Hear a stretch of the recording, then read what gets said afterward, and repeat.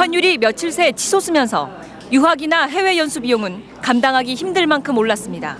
그러니까 숫자가 너무너무 줄었다고 볼 수 있죠. 반 정도가 더 될 정도로. 해외 송금이 눈에 띄게 줄어든 요즘 시중은행 외환 창구는 한산하기만 합니다. 환율이 폭등한 데다 급등락까지 하면서 고객들은 환율 전망을 묻기만 할 뿐 대부분 송금을 미루고 있습니다. 외화 환전 송금하시는 내점 고객들이 눈에 띄게 줄어들고 있고요.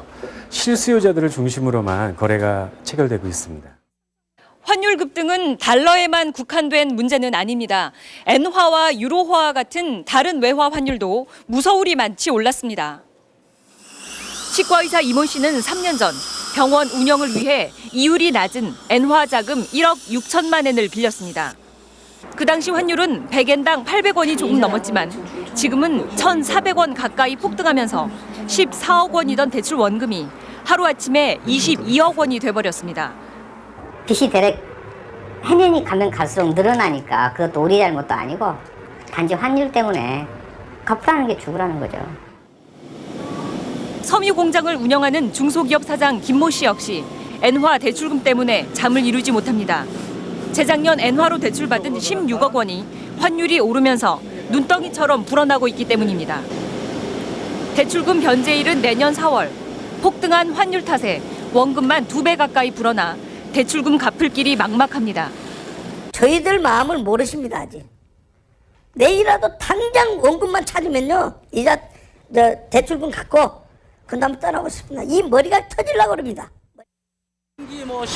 엔화 대출을 받은 중소기업 대표들은 오늘 한국은행으로 몰려가 상환기간 연장을 요구하며 시위를 벌였습니다. 유학생 부모에서 중소기업 사장까지 폭등에 널뛰기까지 하는 환율에 모두가 휘청거리고 있습니다. MBC 뉴스 신기원입니다. 이건희 삼성그룹 회장이 항소심에서도 집행유예를 선고받았습니다. 법원이 경영권 불법 승계에 대해서는 모두 무죄로 판결했습니다. 이정훈 기자입니다. 삼성 사건 항소심 재판부는 오늘 이건희 전 삼성그룹 회장에게 징역 3년에 집행유예 5년, 벌금 1,100억 원을 선고했습니다. 1심 때와 같이 조세 포탈 혐의 중 일부만을 유죄로 인정했습니다. 경영권 불법 승계 사건인 에버랜드 전환사채 헐값 매각 사건과 삼성 SDS 신주 인수권부 사채 헐값 발행 사건은 모두 무죄로 판단했습니다. 재판부는 두 사건이 경영권 승계를 위한 것이었다고 인정하면서도 헐값 발행으로 회사에는 손해가 발생하지 않았다고 밝혔습니다. 삼성 SDS 사건의 배임 혐의는 성립하지만 공소시효가 지나 처벌할 수 없다는 1심과 달리 아예 배임죄로 보기 어렵다고 판단한 겁니다. 재판을 마치고 나온 이건희 전 회장은 비교적 밝은 표정이었지만 말을 아꼈습니다. 재판 결과에 대해서 어떻게 생각하세요? 좀 질서 보고에 대해서는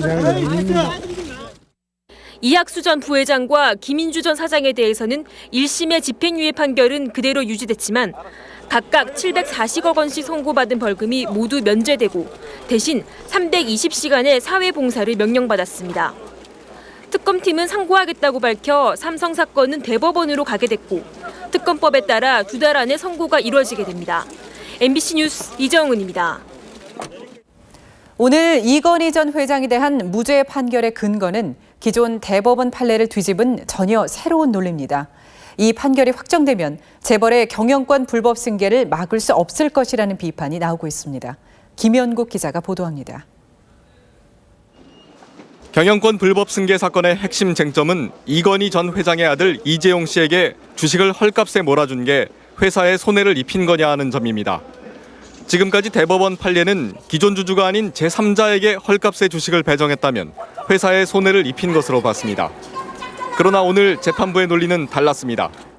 삼성 계열사들의 주식 발행이 세금 회피와 경영권 승계를 위한 것이었고 통상의 자본 조달을 위한 게 아니었다면서 따라서 헐값에 팔아 돈이 덜 들어오더라도 회사의 손해는 아니라는 논리를 폈습니다.